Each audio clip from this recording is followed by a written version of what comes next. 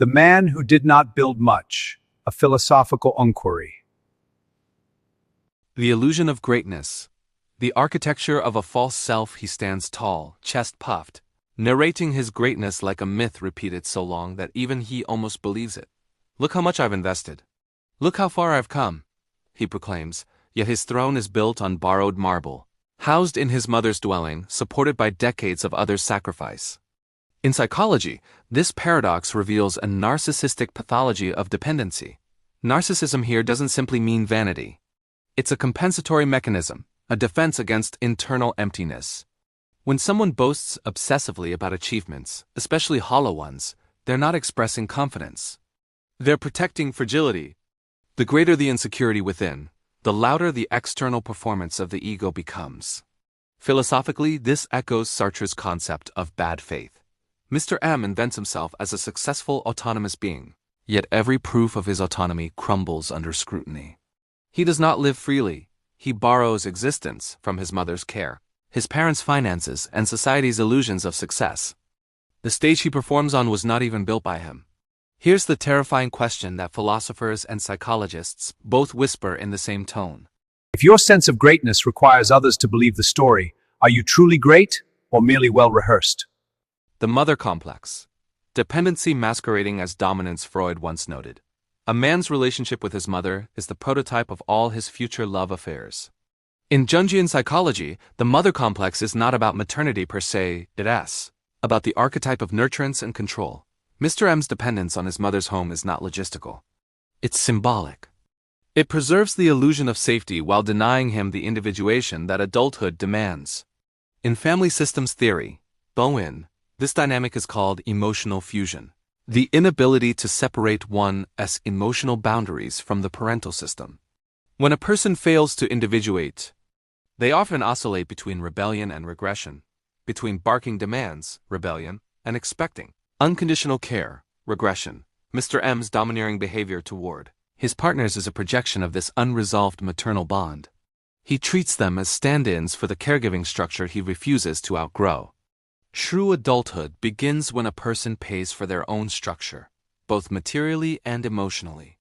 But Mr. M's illusion of power is parasitic. He dominates only in spaces he doesn't own, and commands loyalty from people he never truly supports. Reflect then on this. Is control over others ever genuine power or merely the tantrum of someone too afraid to control himself? The politics of blame. The social psychology of victimhood. Every tyrant, when confronted, becomes a victim. Mr. M's pattern is predictable. When he fails, responsibility dissolves into mist. It was her fault. My parents ruined it. They forced me. They caused it. This mental maneuver, what psychologists call externalization, allows him to preserve his self-image by relocating guilt outside himself. It's a spiritual poverty disguised as indignation. In sociological terms, this reflects a broader phenomenon, the cult of self-victimization within contemporary individualism. We live in an age where accountability threatens identity, where to be wrong feels annihilating, and so every disappointment must be rewritten as persecution. By blaming others, Mr. M not only shields his ego but also ensures stasis. There can be no growth where ownership is absent. The very people he accuses, his parents, partners, friends, become unwitting carriers of his emotional debt. He weaponizes his weakness by narrating it as righteousness.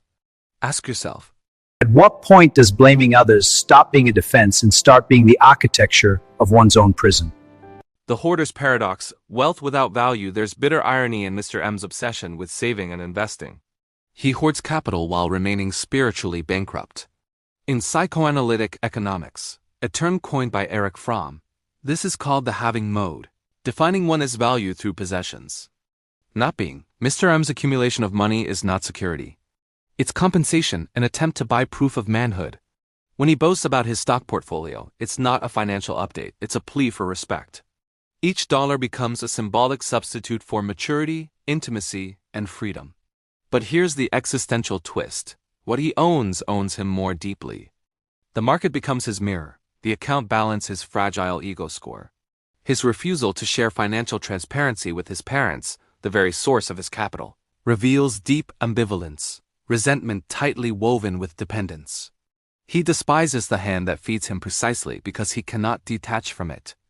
In Jungian terms, this is the shadow war, the desperate battle against one's own dependency. So we must ask, How often do I confuse independence with isolation, or confidence with denial? relationships as mirrors, love without responsibility. Every partner who enters Mr. M's orbit encounters the same script: awe, exhaustion, blame, and escape.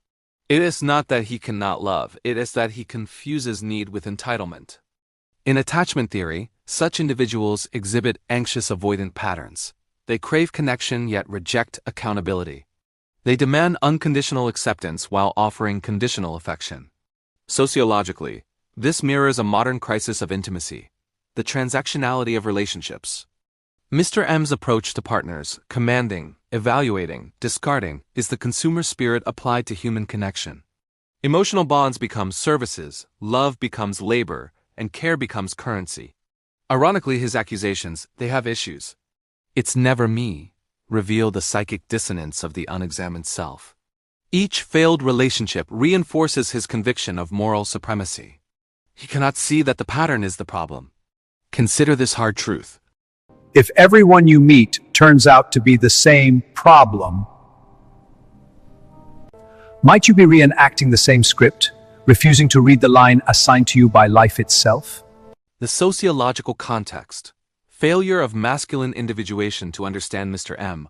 We must step back and see him not merely as an individual case but as a social symptom.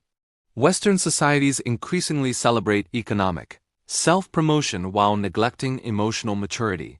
Mr. M is not an anomaly. He's a product, a child of a culture that confuses achievement with worth, independence with detachment, strength with domination. His inflated ego hides a deep sociological wound, the failure of masculine initiation. In traditional societies, becoming a man required leaving the parental home through ritual, labor, or symbolic challenge. Modern life, with its comfort and commodification, removes that passage. Men like Mr. M remain adolescent kings, possessing adult resources but childlike psychology. This stagnation breeds resentment. Having skipped the trials that forge character, he compensates with performance. Look what I've accomplished. Yet subconsciously knows he has not yet become. Ask yourself honestly. How many successful men are simply boys dressed in financial armor, terrified that someone might see the emptiness beneath? The psychology of secrecy and betrayal. When Mr. M hid his financial dealings from his parents, loaning money to a neighbor in secret, he enacted the ultimate paradox: rebellion without independence. He asserted false autonomy while retaining material dependence. And when the deal turned sour, he projected the loss onto his parents. This psychodynamic behavior is a repetition of infantile defiance. The child throws food on the floor, then screams when he's hungry. Mr. M must displace guilt because to acknowledge it would threaten his fragile illusion of control. There's also a sociological undertone: secrecy as a social performance of independence. In an age where privacy equals power, keeping secrets feels like agency. But genuine autonomy isn't secrecy, it's responsibility. To act in the dark may reject authority, but it doesn't create freedom. So we ask, Does hiding our decisions from those who care for us make us free, or merely confirm that we remain enslaved to their imagined control? emotional economics. The debt that can't be paid. Mr. M's relationship with his parents reveals a powerful metaphor: emotional debt. His parents invested energy, time, and financial resources, a debt he neither acknowledges nor repays. Psychologically, he must devalue them to justify non-repayment. In this, he mirrors toxic societal practices. We disown those who gave us the most when their existence reminds us of dependency. Pierre Bourdieu describes such dynamics as symbolic violence, the soft cruelty of ingratitude justified through ideology. Mr. M's ideology of personal accomplishment allows him to rewrite history. They didn't give me enough. They held me back. Thus, denial becomes emotional capital. And yet, beneath resentment lies longing. His anger toward his parents conceals shame, the shame of knowing he's failed to become who they hoped he'd be. The louder his accusations, the more desperate his attempt to silence self-recognition. Ponder this. What if our deepest resentments are not toward those who wronged us, but toward those who reveal how little we've grown? The existential void, the death of reflection. At the heart of Mr. M's tragedy lies a void, the absence of self-reflection. He lives reactively, never reflectively. His life is a performance without an author, an echo without an origin. Kierkegaard warned that the greatest despair is not to be conscious of having a self. Mr. M is not merely lost. He has outsourced his awareness. Think of it like this. He can calculate market trends but not emotional patterns. He can analyze stock volatility but not his own instability. The intellect, when unaccompanied by introspection, becomes a fortress hiding spiritual poverty. This absence of reflection is not unique to him. It's a cultural epidemic. The digital age rewards signal over substance, performance over presence. Mr. M's tragedy is simply the individual mirror of collective decay. So here's the haunting inquiry. Can a man truly live if he's never once looked himself in the eye and not turned away? Awakening. From self-deception to self-ownership, there's still a sliver of hope. Psychology exists not to condemn but to awaken. If Mr. M were to confront his false self, to acknowledge his dependence, his resentment, his emotional cowardice, transformation could begin. Jung called this individuation, the lifelong process of integrating the shadow into conscious wholeness. This doesn't begin with wealth or external success. It begins with apology, gratitude, and responsibility.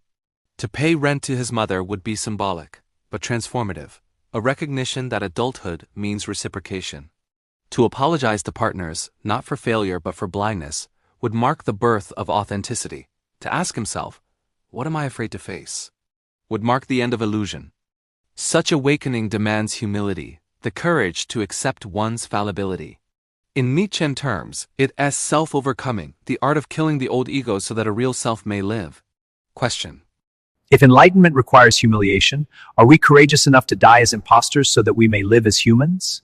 Reclaiming responsibility in the age of excuses, Mr. M may be one man, but he symbolizes millions. The age of inflation, not economic, but psychological, has birthed a generation of people rich in self-image, yet bankrupt in gratitude. The antidote is not more achievement, it's deeper accountability. Let us call for a return to mature responsibility, not the authoritarian version of duty, but the existential kind. The willingness to carry one's own life without blaming others, to stand in truth without disguise, to trade performance for presence. To every reader, before you condemn Mr. M, glance inward. Where do you live rent-free in someone else's emotional house? Where have you outsourced accountability under the banner of, "They made me"? The first revolution begins not in society, but in the mirror. Reflection questions. In what areas of my life do I still rely on others without acknowledging that reliance, emotionally, financially, or morally? When I blame others for what I lack, what part of myself am I refusing to confront? Do I seek validation more than self-understanding? What would genuine responsibility look like in my relationships, work, or inner life right now? Am I ready to trade comfort for growth, image for integrity, and performance for authenticity? What legacy would I leave if I began today to live as the author, not the victim, of my story? How often do I confuse independence with isolation, or confidence with denial? If I stripped away all excuses, what truth about my life would remain, and could I live with it? 12 Food for thought. The most dangerous poverty is not material but moral. To live as if you owe nothing to anyone, and thus owe your own soul everything. When a man claims victory while standing on others' shoulders, he's not elevated. He's suspended. Sooner or later, the gravity of truth will pull him down. The question is, when he falls, will he finally stand on his own? Haunting reflection questions. When no one is left to blame, will we finally meet the stranger behind our reflection and call him by our real name? What if the person we fear disappointing most is not our parent, lover, or friend, but the version of ourselves we were too afraid to become? If truth were to strip us bare of every illusion, what fragments of the self would survive the unveiling? Is the dependence we deny not the very chain that drags us deeper into ourselves? How long can a man live off borrowed strength before his soul demands repayment? When the applause fades and silence remains, who are we without our stories of greatness?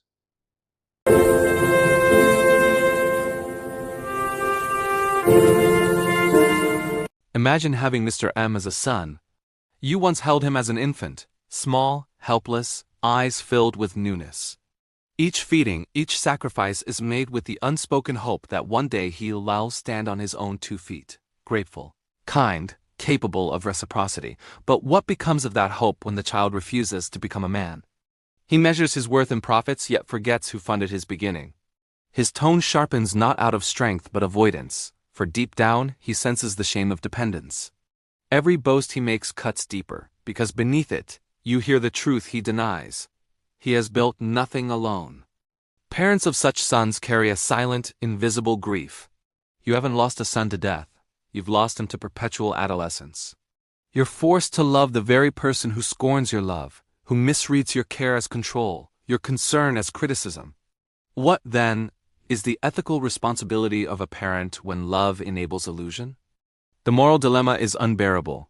To protect him is to prolong his blindness. To push him out is to risk breaking him. So imagine the midnight hours, a mother staring at the ceiling, wondering where she went wrong. And Mr. M, in the next room, asleep in comfort he did not earn, dreaming of greatness that exists only because others paid the price. And somewhere between those walls, love curdles into resentment, and gratitude fades into silence.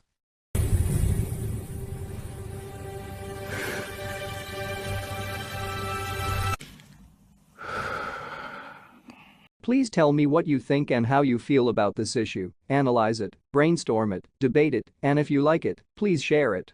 Thank you for watching. I truly and highly appreciate you, and God bless you.